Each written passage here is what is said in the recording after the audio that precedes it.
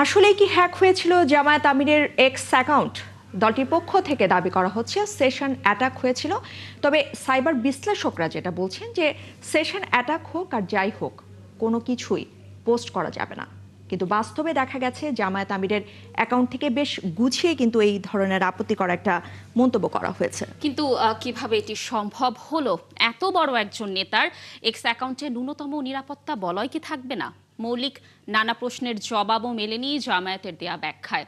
ওদিকে সামাজিক যোগাযোগ মাধ্যমে অনেকেই দাবি করছেন প্রতিপক্ষকে ঘায়েল করতেই হ্যাকিংয়ের নাটক তৈরি করেছে জামায়াত। তা সুবিস্তারিত দেখুন প্রতিবেদনে। জামাত আমির ডাক্তার শফিকুর রহমানের বক্তব্য বরাবরই ইতিবাচক, কিন্তু নারীদের নিয়ে গত শনিবার এক্স অ্যাকাউন্টে দেয়া পোস্টটি রীতিমতো বিস্মিত করেছে সবাইকে। ঘরের বাইরে বের হওয়া নারীরা পতিতার সমতুল্য এমন একটি দাবি তুলে ধরে পোস্ট করা হয়।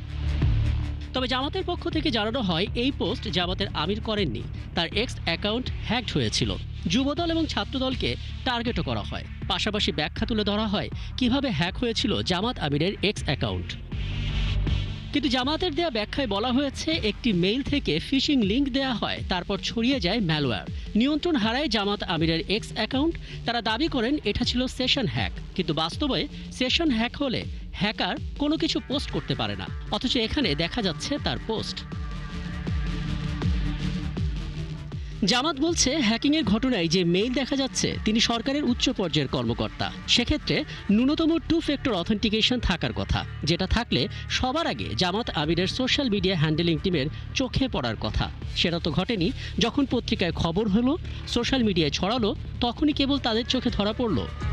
সবচেয়ে বড় কথা, ফেসবুক, এক্স বা অন্য যাই হোক, হ্যাক হলে ন্যূনতম 24 ঘন্টা লাগবে ফেরত পেতে। জামাত আমির সেটা মাত্র আধা ঘন্টার মধ্যেই ফেরত পেলেন। দলটি বলছে সেশন হ্যাকিংয়ের কারণে এক্স কর্তৃপক্ষ কোনো পদক্ষেপ নেয়নি। কিন্তু প্রশ্ন থেকেই যায়, এত বড় নেতার ভেরিফাইড অ্যাকাউন্ট এক্স কর্তৃপক্ষের নজরে থাকবে না?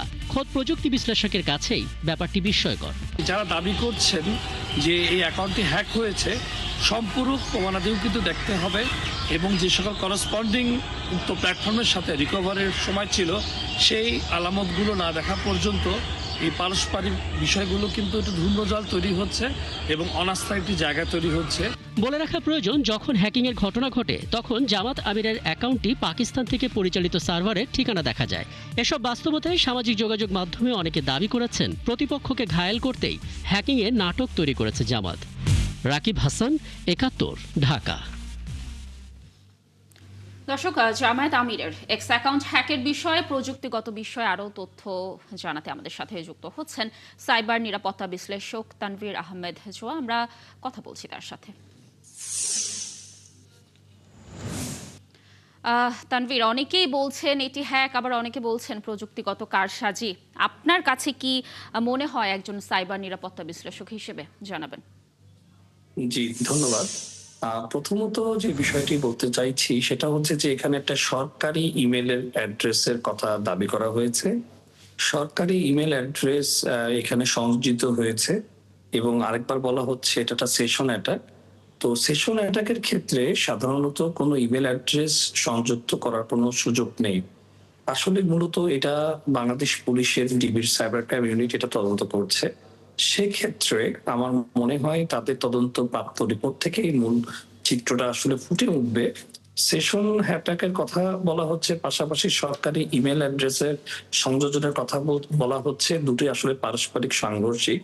সেশন অ্যাটাক গুলোতে সাধারণত ব্রাউজার হাইজ্যাকিং হয়ে থাকে বা ডিভাইসের সেশন গুলো হাইজ্যাক হয়ে থাকে। এই সকল ক্ষেত্রে মূলত এটা man in the middle attack হয়ে থাকে। সেখানে ইমেল অ্যাড্রেস সংযুক্ত করার মতো কোনো আসলে কোনো সুযোগ সুবিধাটা নাই। তো এই ইমেল অ্যাড্রেস অ্যাড এবং সেশন অ্যাটাক, এই দুটোই আসলে পারস্পরিক সাংঘর্ষিক বক্তব্য বলে আমি মনে করি। দ্বিতীয় যে বিষয়টি হচ্ছে, যেহেতু এরকম একটি ঘটনা ঘটেছে, অ্যাকাউন্টটি যেহেতু বাইরের একটা আইপি থেকে নিয়ন্ত্রণ করা হচ্ছে, এরকম ডিজিটাল ফুটপ্রিন্ট পাওয়া গিয়েছে, সুতরাং আমাদের বাংলাদেশ পুলিশের সাইবার ক্রাইম ইউনিট যদি এক্স কর্তৃপক্ষের লিগ্যাল টিমের সাথে যোগাযোগ করে, তাহলে মূল ঘটনাটি আসলে স্পষ্ট হবে বলে আমি মনে করি। তানভীর আহমেদ জোহা, ধন্যবাদ আপনাকে আমাদের সাথে যুক্ত থাকার জন্য। দর্শক, যেমনটি বলছিলাম যে জামায়াত আমিরের এক্স অ্যাকাউন্ট হ্যাকের বিষয় নিয়ে আমরা দেখছিলাম এটি প্রতিবেদন এবং কথা বললাম আমরা তানভীর আহমেদ জোহার সাথে। তিনি একজন সাইবার নিরাপত্তা বিশ্লেষক।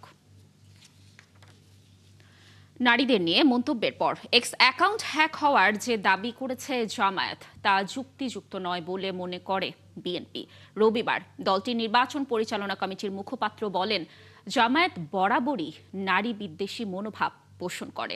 এদিকে জামায়াত আমিরের মন্তব্যের প্রতিবাদে ঢাকা বিশ্ববিদ্যালয়ে বিক্ষোভ করেছে ছাত্রদল। শিক্ষার্থীরা মনে করেন এক্স অ্যাকাউন্ট নয়, জামায়াত আমিরের মাথা হ্যাক হয়েছে। মাহিল ইসলামের প্রতিবেদন। সোশ্যাল প্ল্যাটফর্ম এক্সের ভেরিফাইড অ্যাকাউন্ট রয়েছে জামায়াত ইসলামের আমির শফিকুর রহমানের। ৩১ জানুয়ারি শনিবার ওই অ্যাকাউন্ট থেকে নারীদের অবমাননা করে দেওয়া হয় একটি পোস্ট, যা নিয়ে সামাজিক মাধ্যমে শুরু হয় নানান আলোচনা। এ নিয়ে প্রতিক্রিয়া জানানো হয় বিএনপির পক্ষ থেকেও। সকালে গুলশানে দলটির নির্বাচন পরিচালনা কমিটির মুখপাত্র বলেন, এই পোস্ট সত্যি হলে দেশ মধ্যযুগের ব্যবস্থায় চলে যাবে।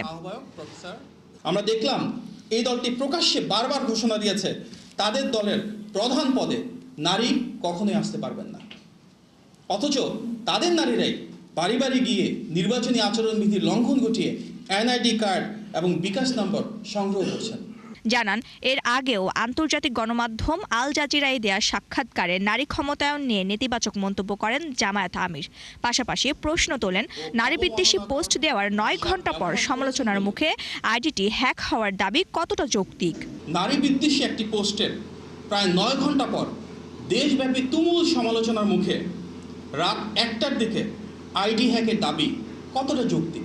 তারা গভীর রাতে ৩টা ৩০ মিনিটে, অনেকটাই ভোর রাত, যখন হাতিরঝিল থানায় একটি সাধারণ ডায়েরি বা জিডি করতে গিয়েছেন, সেখানে স্পষ্টভাবে তারা উল্লেখ করেছেন বিকেল ৪টা ৫৫ মিনিটে অ্যাকাউন্ট হ্যাক হওয়ার বিষয়টি তারা জানতে পেরেছেন। যদি তাই হয়ে থাকে তাহলে এই দীর্ঘ সময় তারা কেন জাতির সামনে সেটি উন্মোচন করেননি? এদিন জামায়াত আমিরের নারী বিদ্বেষী মনোভাবের প্রতিবাদে স্লোগানে উত্তাল হয়ে ওঠে ঢাকা বিশ্ববিদ্যালয়। বিক্ষোভ মিছিল করে জাতীয়তাবাদী ছাত্রদল। মিছিলটি মধুর ক্যান্টিনে শুরু হয়ে ক্যাম্পাসের বিভিন্ন সড়ক প্রদক্ষিণ করে অপরাজেয় বাংলার পাদদেশে শেষ হয়। আমরা স্পষ্টভাবে বলছি, আমাদের এই প্রতিবাদের বক্তব্য হলো তাকে অবশ্যই এই নারীদের কাছে ক্ষমা চাইতে হবে। শিক্ষার্থীরা মনে করেন জামায়াত আমিরের এক্স অ্যাকাউন্ট নয়, তার মাথা হ্যাক হয়েছে। স্বাধীনতা ৫৪ বছর পরে কখনোই ওনারা আমাদেরকে এরকম করে দাসত্ব বরণ করাতে পারবেন না। তাকে আমি কোন একটি রাজনৈতিক দলের বা ধর্মভিত্তিক রাজনৈতিক দলের আমির হিসেবে আমার তাকে আর কোনো সম্মান বা তার প্রতি কোনো শ্রদ্ধা ভক্তি কোনো কিছুই নাই। মাহিলা ইসলাম, ৭১, ঢাকা। গভীর ষড়যন্ত্রের অংশ হিসেবেই জামায়াতের আমির শফিকুর রহমানের এক্স অ্যাকাউন্ট হ্যাক করা হয়েছিল, এমন দাবি করে দলটির সেক্রেটারি জেনারেল এহসানুল মাহবুব জুবায়ের জানিয়েছেন, জামায়াতকে বিতর্কিত করতেই একটি দলের ইন্ধনে এটি করা হয়েছে। সকালে রাজধানীতে সংবাদ সম্মেলনে এসব দাবি করেছেন তিনি। শাহরিয়ার ইমতিয়াজের প্রতিবেদন। সম্প্রতি জামাতের আমির শফিকুর রহমানের এক্স অ্যাকাউন্টে নারীকে নিয়ে অবমাননাকর মন্তব্য প্রকাশের পরই সামাজিক মাধ্যমে আলোচনা সমালোচনার ঝড় ওঠে। এই বিষয়ে রবিবার দলের কেন্দ্রীয় কার্যালয়ে জরুরি সংবাদ সম্মেলন ডাকে জামাত। তাদের দাবি, জামাতের আমিরের এক্স অ্যাকাউন্ট হ্যাক করা হয়েছিল। ৪টা ৩৭ মিনিটে একটি পোস্ট হয়েছে সেখানে, যেটা খুবই আপত্তিকর পোস্ট, অনাকাঙ্ক্ষিত পোস্ট, এবং এই পোস্টটা আসার পরে সঙ্গে সঙ্গে যে টিমটা এই অ্যাকাউন্টটি পরিচালনা করেন তাদের সাথে আমরা কমিউনিকেট করেছি এবং তারা চেক করার মধ্যে দিয়ে তারা জানিয়েছেন যে আসলে এটা হ্যাক হয়েছে। আর দলটির সহকারী সেক্রেটারি জেনারেল দাবি করেন, জামাতকে বিতর্কিত করতে গভীর ষড়যন্ত্রের অংশ হিসেবেই এমনটি করা হয়েছে। একদল লোক চক্রান্ত এবং ষড়যন্ত্র করে জামাত ইসলামীকে প্রশ্নবোধক করে, জামাত ইসলামী নেতৃবৃন্দকে প্রশ্নবোধক করার জন্য তারা এই ধরনের গভীর ষড়যন্ত্রে তারা লিপ্ত আছে। এর অংশ হিসেবেই আমাদের নেতৃবৃন্দের টুইটার অ্যাকাউন্ট এবং অন্যান্য যে সমস্ত অনলাইনে আমাদের অ্যাকাউন্টগুলো আছে সেগুলোকে হ্যাক করে এই সমস্ত কাজ তারা করছেন আমরা মনে করছি। কি এই ঘটনায় জামাত আইনি পদক্ষেপ নেবে বলেও জানান এহসানুল মাহবুব জুবায়ের। সম্পর্ক সব ধরনের পদক্ষেপ গ্রহণ করব, কারণ এটি একটি চরম বাড়াবাড়ি। শাহরিয়ার ইমতিয়াজ, ৭১, ঢাকা। এদিকে নির্বাচন কমিশনে পাল্টাপাল্টি নালিশ দিল বিএনপি এবং জামায়াতে ইসলামী। বিএনপি যেটা বলছে যে জামায়াতের রাজনৈতিক কর্মকাণ্ড ধর্মীয় বিশ্বাসে আঘাত করছে। অন্যদিকে জামায়াত কিন্তু বলছে বিএনপির অভিযোগ আজগুবি। নির্বাচনী পরিবেশ ভালো করার আহ্বান জানিয়েছে দুদলই। ফারজানা আক্তারের প্রতিবেদন।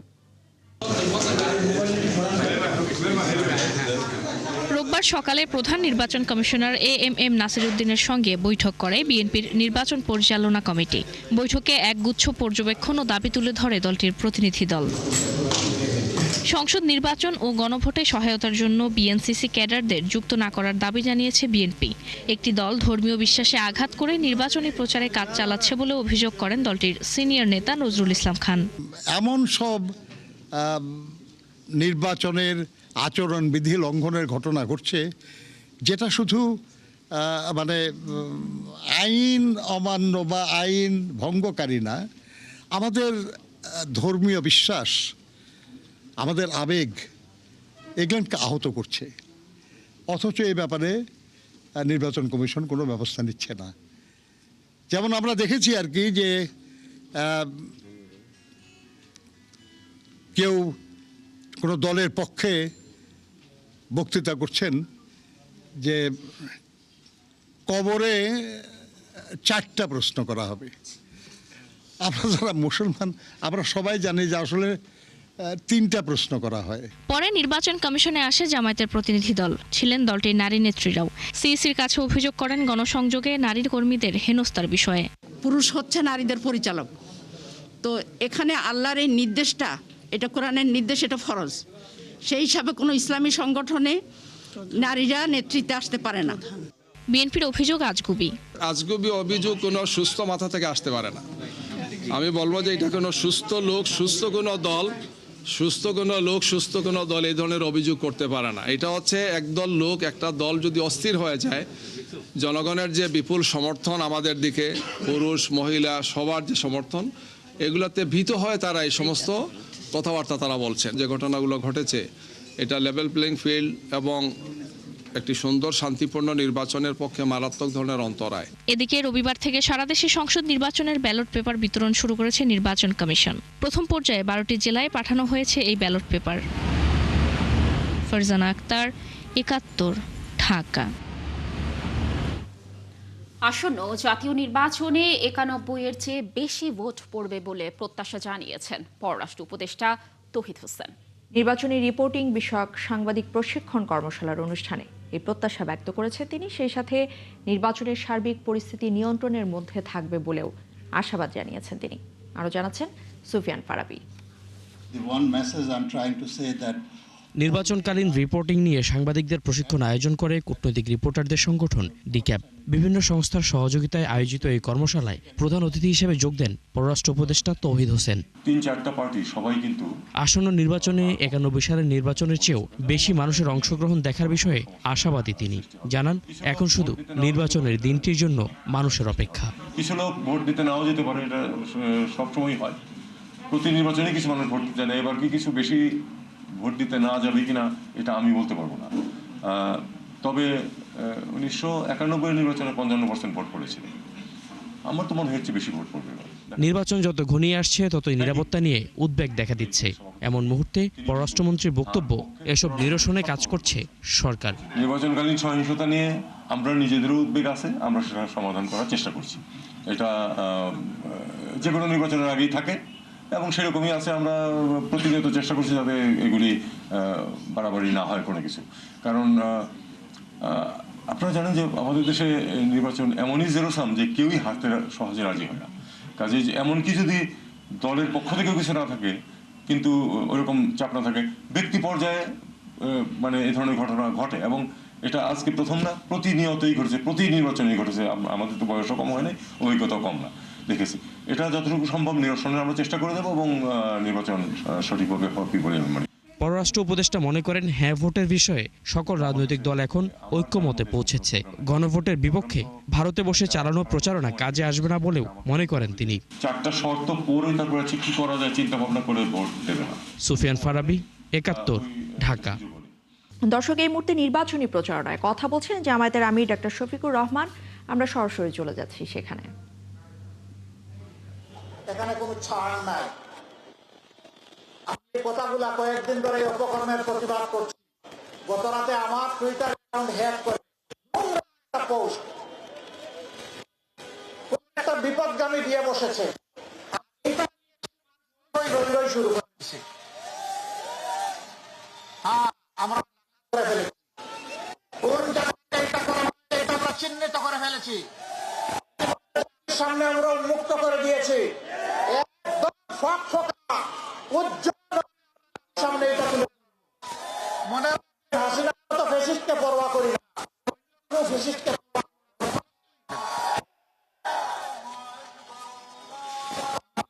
লড়াই করে যাব। সেই পরিবর্তনের অপেরা করেন, আজানটা শেষ আমার বাকি 3টা কথা বলে শেষ করবো, 4 মিনিট ইনশাআল্লাহ।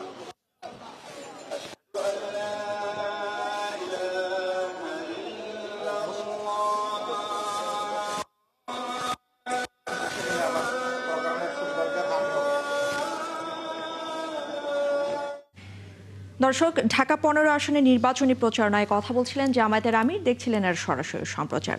যাচ্ছে পরবর্তী প্রসঙ্গে। ভোট নির্বিঘ্ন করতে সকাল থেকেই ভোট কেন্দ্র পাহারা দিতে বিএনপি নেতাকর্মীদের নির্দেশ দিয়েছেন দলটির মহাসচিব মির্জা ফখরুল ইসলাম আলমগীর। সকালে ঠাকুরগাঁওয়ে নির্বাচনী জনসভায় তিনি জানিয়েছেন, অতীতে মানুষের ভোটও আওয়ামী লীগ দিয়েছে। কিন্তু এবার এই শঙ্কা না থাকলেও সবাইকে সজাগ থাকার আহ্বান জানান তিনি।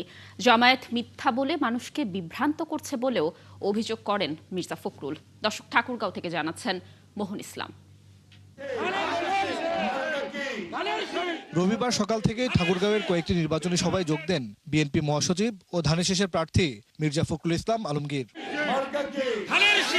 এ সময় ভোটারদের উদ্দেশ্যে বক্তব্যে তিনি বলেন, অতীতে আওয়ামী লীগ মানুষের ভোটের অধিকার কেড়ে নিয়েছিল, এবার জনগণ জেগে উঠেছে, তাই কেউ নির্বাচন বন্ধ করতে পারবে না বলে আশা তার। কিছু লোক থাকবে এই দুষ্টামি করবে, কিন্তু আমি মনে করি না এইবারকার নির্বাচন কেউ বন্ধ করতে পারবে। আপনারা পাহারা রাখবেন যেন ভোটের সেন্টারে কেউ গোলমাল না করে। তার দাবি, জামায়াত মিথ্যা বলে জনগণকে বিভ্রান্ত করছে। যত রকমের মিথ্যা কথা, ফেক নিউজ ছড়াক আমি বিশ্বাস করি না। আমি মনে করি আপনাদের সামনে আসলে আপনারা আমাকে বুঝতে পারবেন। পরে আরো কয়েকটি সভায় যোগ দিয়ে তিনি তুলে ধরেন বিএনপির ভবিষ্যৎ পরিকল্পনার কথা। 1.5 বছরের মধ্যে, 18 মাসের মধ্যে তিনি কমপক্ষে 1 কোটি ছেলে মেয়েদের চাকরির ব্যবস্থা করবেন। হিন্দু ভোটারদের নির্ভয়ে কেন্দ্রে গিয়ে ভোটাধিকার প্রয়োগের পরামর্শ দেন মির্জা ফখরুল। যে আপনারা নিশ্চয় নির্ভয়ে আপনারা ভোট দিতে যাবেন, যাকে খুশি তাকে ভোট দেবেন, এবং আপনাদের গায়ে একটা টোকা পড়লে ওটা আমাদের গায়ে পড়বে আমরা মনে করি। এ সময় জুলাই শহীদদের পরিবারের সদস্যরা বিএনপি মহাসচিবের সঙ্গে দেখা করে নগদ টাকা ও ডিম উপহার দেন। মোহন ইসলাম, 71, ঠাকুরগাঁও।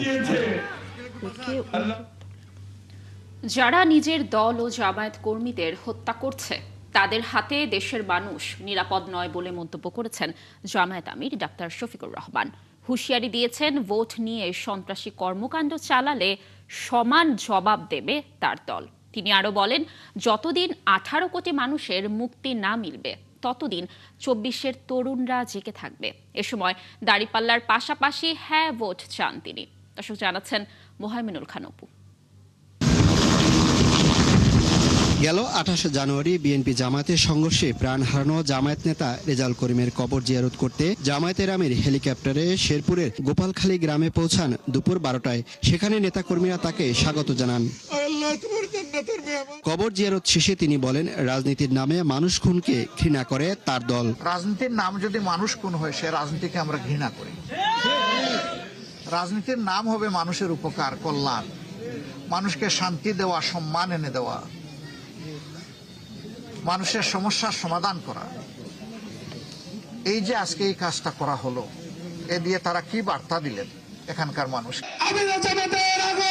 এরপর দুপুর 12:30টায় শেরপুর পৌর মাঠে 11 দলীয় জোটের নির্বাচনী সমাবেশে যোগ দেন ডাক্তার শফিকুর রহমান। এ সময় নেতাকর্মীরা ও স্থানীয়দের শুভেচ্ছায় সিক্ত হন তিনি। সমাবেশে দেওয়া বক্তৃতায় বলেন, যতদিন দেশের মানুষের মুক্তি না মিলবে ততদিন 24-এর তরুণরা জেগে থাকবে। নির্বাচন নিয়ে সন্ত্রাসীর বিরুদ্ধে তার দলের অবস্থানও স্পষ্ট করেন জামায়াত আমির। যেই দলের নেতারা হাসি মুখে ফাঁসির তক্তার উপর দাঁড়াতে পারে আল্লাহু আকবার বলে, এই দলের ধৈর্যের পরীক্ষা নিতে আসবেন না। নির্বাচন নিয়ে কেউ যদি সন্ত্রাস চালাতে চায় তাহলে আল্লাহর উপর ভরসা করে সমান পরিমাণ জবাব দিবেন, বেশি দিতে যাবেন না। পরে সমাবেশে মঞ্চে শেরপুরের জামায়াতের 3টি আসনের প্রার্থীদের হাতে দাঁড়িপাল্লা প্রতীক তুলে দেন দলের শীর্ষ এই নেতা। ইনসাফ কায়েমের শক্তি তুমি দান করো। এদিকে দুপুরে জামালপুরের সিংহজানি বহুমুখী উচ্চ বিদ্যালয় মাঠের নির্বাচনী সভায় যোগ দিয়ে জামাতের আমির সতর্ক করেন, শহীদের রক্তের উপর দাঁড়িয়ে 12ই ফেব্রুয়ারির ভোট আগের নির্বাচনের মতো নয়। বাংলাদেশ জিতবে, আর পরাজিত হলে বাংলাদেশ পরাজিত হয়ে যাবে। আমরা কি বাংলাদেশকে জিতাবো না পরাজিত করবো? মোহাইমিনুল খান অপু, 71, জামালপুর। এদিকে ফ্যাসিবাদী সরকার ব্যবস্থার অবসান ঘটাতে হলে গণভোটে হায়ের পক্ষে অবস্থান নিতে বলেন এনসিপি নির্বাচন পরিচালনা কমিটির চেয়ারম্যান আসিফ মাহমুদ সজীব ভুঁইয়া। সিরাজগঞ্জে নির্বাচনী পথসভায় তিনি এই আহ্বান জানিয়েছেন। আর ঢাকায় নির্বাচনী গণসংযোগে দলটির আহ্বায়ক নাহিদ ইসলাম জানিয়েছেন, 11 দলীয় জোটকে ঐক্যবদ্ধ প্ল্যাটফর্মে রূপ দিতে হবে। আরো জানাচ্ছেন মামুন হুসাইন। আপনারা শাপলা গলিতে ভোট দেবেন তো? সিরাজগঞ্জের শাহজাদপুরে নির্বাচনী গণসংযোগ করেন জাতীয় নাগরিক পার্টি এনসিপির নির্বাচন পরিচালনা কমিটির প্রধান আসিফ মাহমুদ সজীব ভুঁইয়া। সেখানে তিনি বলেন, গণভোটের মাধ্যমে জনগণের মতামতই হবে রাষ্ট্র পরিচালনার ভবিষ্যৎ দিক নির্দেশনা। একটি দল ছাড়া মোটামুটি সবাই ভোটের পক্ষে রায় দিয়েছে, কিন্তু আমরা এতদিন মাঠ পর্যায়ে দেখেছি তাদের নেতা কর্মীরা না ভোটের প্রচারণা করছে। হ্যাঁ ভোট দিলে বিসমিল্লাহ থাকবে না, হ্যাঁ ভোট দিলে এই হবে সেই হবে, নানান মিথ্যা কথা বলে আমাদের গ্রামগঞ্জের মানুষকে বিভ্রান্ত করার চেষ্টা করেছে। রাজধানীর সাইদনগর এলাকায় নির্বাচনী গণসংযোগ করেন ঢাকা 11 আসনের প্রার্থী এনসিপির আহ্বায়ক নাহিদ ইসলাম। এ সময় তিনি জানান, 11 দলীয় জোটের পরিণতি কি হবে তা ভোটের পর বোঝা যাবে। আমাদের প্রার্থীদেরকে আঘাত করা হচ্ছে, আমাদের কর্মীদেরকে আঘাত করা হচ্ছে, শেরপুরে একজনকে হত্যা করা হয়েছে। তো এরপরে আর বলার প্রয়োজন নেই যে লেভেল প্লেইং ফিল্ড কি আছে বা নাই। ঢাকা 8 আসনে শাপলাকলিতে ভোট প্রার্থনা করেছেন 11 দলীয় জোটের প্রার্থী নাসির উদ্দিন পাটোয়ারি। এ সময় নির্বাচিত হলে পেশি শক্তি কাঠামো ভেঙে ফেলার ঘোষণা দেন তিনি। পার্লামেন্টে হলো সৎ দক্ষ যোগ্য লোক যাবে। যখন একজন গ্যাংস্টার, চাঁদাবাজ, দুর্নীতিবাজ এবং সন্ত্রাসী ব্যক্তি পার্লামেন্ট সেশনে দাঁড়িয়ে থাকে বা নির্বাচনে দাঁড়িয়ে থাকে, পেশি শক্তি ব্যবহার করে, কালো টাকা ব্যবহার করে, এটার বিরুদ্ধতা আগে আমাদের বলতে হবে। বিজয়ী হলে নারীর নিরাপত্তা নিশ্চিতের পাশাপাশি মাদকমুক্ত এলাকা করার আশ্বাস দেন নাসির উদ্দিন পাটোয়ারি। মামুন হুসাইন, 71, ঢাকা। কৃষক হিসেবে এবার রাষ্ট্রীয় স্বীকৃতি চান মানিকগঞ্জের নারী কৃষকরা। তারা আরো জানিয়েছেন, এবারে নির্বাচন একটি গুরুত্বপূর্ণ অধ্যায়। সেই সাথে কিন্তু তারা আরো জানিয়েছেন যে নির্বাচনী ভাবনার মূলে রয়েছে অর্থনৈতিক নিরাপত্তা এবং সামাজিক স্বীকৃতি। তাই এই দুয়ের নিশ্চয়তা তাদের যে প্রার্থী দিতে পারবেন তিনিই ভোট পাবেন। আরো জানাচ্ছেন মনিরুল ইসলাম মিহির। মানিকগঞ্জের 7 উপজেলায় কৃষিকাজের সাথে জড়িত আছে অন্তত 20,000 নারী। এছাড়াও আছে ক্ষেত খামারে কাজ করা বহু কৃষি নারী শ্রমিক।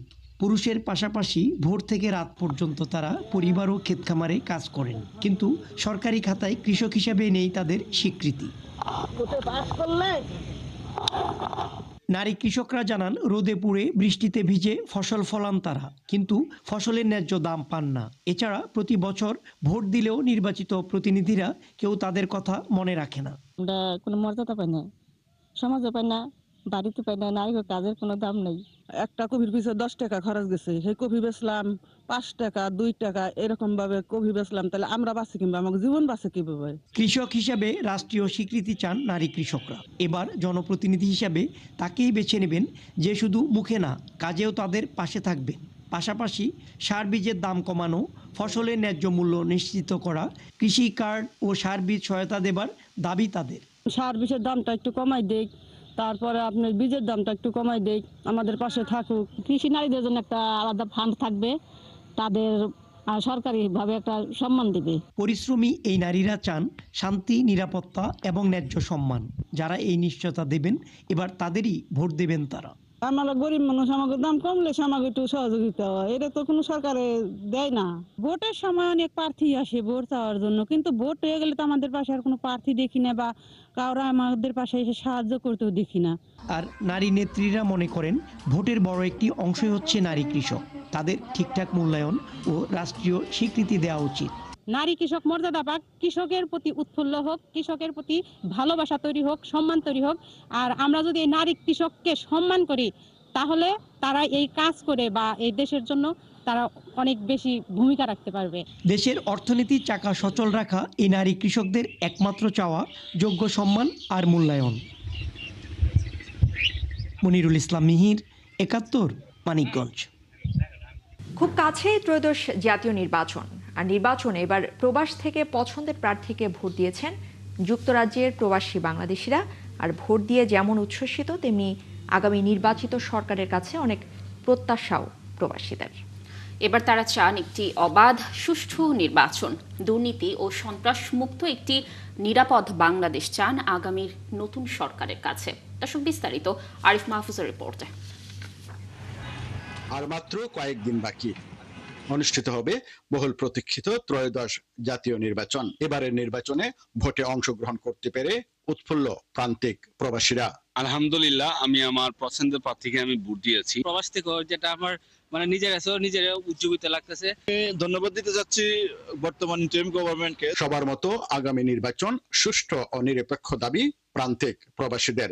তারা মনে করেন সুষ্ঠু নির্বাচনের মাধ্যমেই হতে পারে জনগণের ভোটের সার্থকতা। 2026-এর 12 ফেব্রুয়ারি আমরা নির্বাচন পাচ্ছি। আমি একটা সুষ্ঠু নির্বাচন আশা করছি। আমার ভোট আমি দেব, যাকে খুশি তাকে দেব, এই স্লোগানকে সমুন্নত রেখে আমরা সবাই নির্বাচনে অংশগ্রহণ করব।